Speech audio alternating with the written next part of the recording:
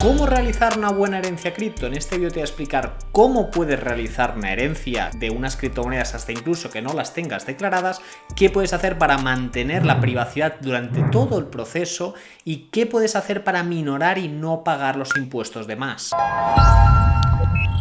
Como sabéis, muchos de mis clientes tenéis muchas criptomonedas que nunca habéis declarado. Criptomonedas de que en algún momento, si tenéis algún tipo de problema vosotros, tendrían que pasar a vuestros herederos y que, lógicamente, si no lo tenemos declarado, esto es un problema. Lógicamente, si estas criptomonedas sí que las tenemos declaradas, es muchísimo más fácil, y también si estas criptomonedas están en un CEX, en un exchange, por mucho que esté en España o en el extranjero, sería muy fácil, porque igual que damos una entidad financiera con un certificado de defunción y el certificado de la herencia de la aceptación, con estos simples papelitos, Binance o el banco normal te podría pasar las criptomonedas al heredero. El tema está de que si lo tenemos en una wallet, lógicamente somos autocustodios y por tanto esto no puede funcionar con papelitos. Por tanto, en este vídeo te lo vamos a explicar todo con detalle. En primer lugar, lo más importante es la seguridad. Tú cuando tienes una wallet o directamente una hard wallet en la cual tienes tus criptomonedas, lógicamente es el bien más preciado que tienes, porque ahí está todo el patrimonio que tú te estás autocustodiando sin que haya intervención de terceros. Y como no hay intervención de terceros, lo que no vamos a hacer es ir al notario y poner ahí las claves privadas de nuestra wallet para que el heredero, cuando llegue la herencia, diga, coño, son estas, voy a entrar, porque entonces estaríamos desvelando toda la operativa y eso no nos interesa. Entonces, ¿cuál es la operativa que es más básica y que sirve para preparar bien una herencia de unas criptomonedas que tú tengas en una cold wallet, ¿de acuerdo? Una hard wallet que tú tengas en casa. Entonces, tú cuando vas al notario a hacer un testamento, lo que tienes que hacer es informar de que tienes en casa una caja de seguridad, imaginaros, la cual se hable con X contraseña, de tal manera que Sergi Andrés tiene una caja en su casa y esta caja se abre con una contraseña 1234. Y esto es solo lo que vas a decir en la herencia. Y dentro vamos a decir de que hay unos bienes sin más. Entonces, cuando el heredero recibe esta información, lo que va a hacer va a ser ir a la caja.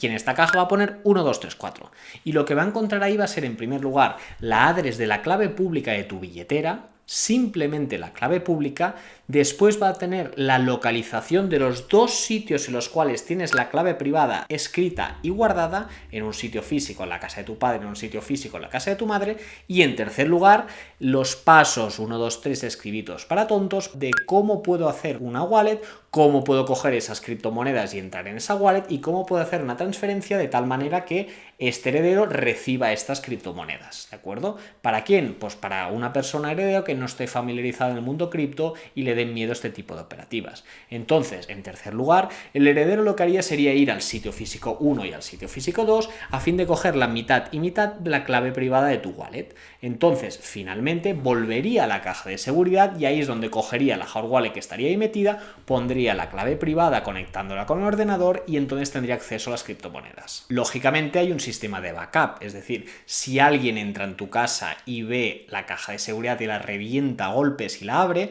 entonces ahí encontraría simplemente una hard wallet que no sabría la clave privada para abrirla y una dirección pública de la clave pública de esa wallet. Por otro lado, de que si ese mismo ladrón va a la casa de tu padre o tu madre y ve la mitad de las claves privadas, no sabe sobre qué adres se está refiriendo ni tampoco sabe la clave privada completa para poder acceder a esas criptomonedas. Y lógicamente, si pasara cualquier tipo de situación, simplemente se actualiza el protocolo, se informa a todo el mundo y ya estaría la operación cerrada de nuevo. Como sabes, en este canal te compartimos de forma gratuita todo nuestro conocimiento en las áreas de impuestos, de relocation y de blockchain. Si quieres apoyar este canal es tan fácil como darle like a este vídeo, suscribirte en cualquiera de nuestras redes sociales o unirte al grupo de Telegram en el cual me puedes preguntar directamente lo que tú quieras o proponerme sugerencias para nuevos vídeos. Y dicho esto, volvamos al vídeo. En segundo lugar, y respecto a los impuestos, tenéis que tener en cuenta que cuando una persona muere, el causante tiene que hacer el IRPF sobre los meses en los cuales ha estado vivo, que esto ya se encargará a los herederos o su gestor. El tema está que si esa ganancia en criptomonedas la ha tenido en ejercicios anteriores a esos 3 meses,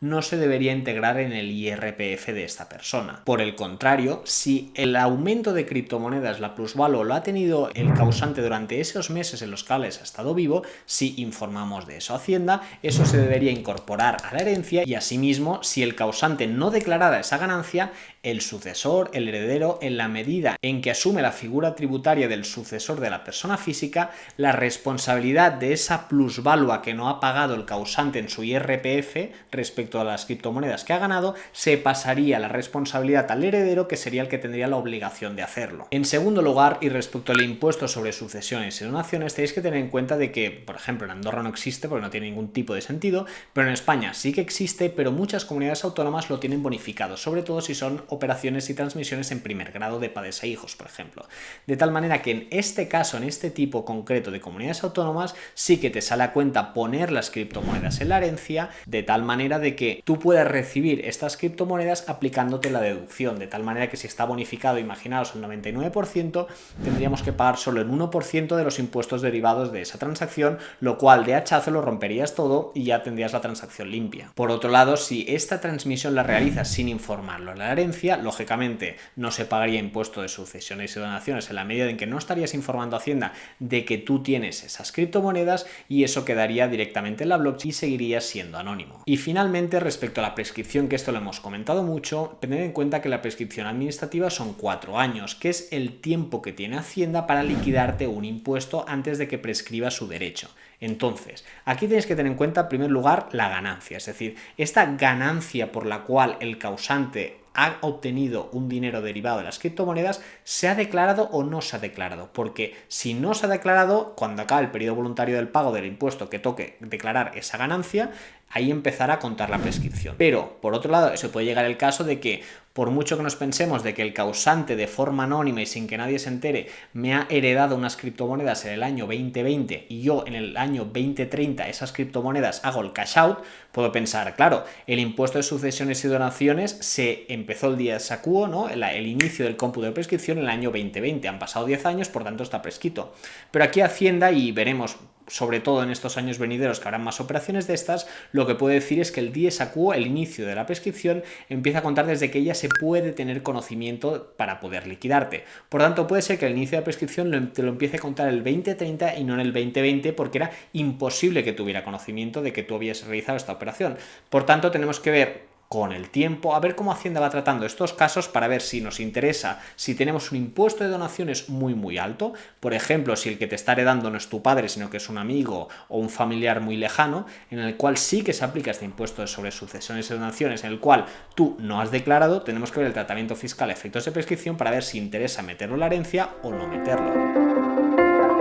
Por todo ello y como conclusión, a nivel de seguridad, nunca le digas a nadie las criptomonedas que tienes y nunca informes a nadie de las claves privadas que tienes, ni al notario, ni a ningún familiar, ni a ningún conocido. Esto va separadito y esto se guarda bien guardadito en el protocolo para cuando te mueras. En segundo lugar, y respecto a los impuestos, ten en cuenta de que si es una herencia directamente de un familiar de primer grado y me puedo aplicar una bonificación, nos sacamos de problemas y ya puedes disfrutar de tu dinero. Si la ganancia de la criptomoneda, que es objeto de la herencia yacente que tú estás pendiente de aceptar, tener en cuenta de que tú puedes hacer un inventario para conocer cuál es la deuda que hay pendiente, porque te va a caer a ti. Esto sí que se tiene que valorar, porque si hay una ganancia muy grande de unas criptomonedas que tú vas a heredar, hasta llegado el punto te puede interesar rechazar esa herencia, si son criptomonedas que ya han caído, por ejemplo. Si han pegado un pico y ha ganado mucho dinero y se tiene que pagar en renta, pero ahora han caído y ya tú tienes que pagar la deuda y te vas a quedar con unos activos que no valen nada, pues aquí podrías rechazar la renta, ¿de acuerdo? Por eso hay que mirar el caso concreto. Y en tercer lugar, respecto a la prescripción, tenéis que tener en cuenta que Hacienda no ha dejado claro cuándo empieza a contar la prescripción para este tipo de transmisiones,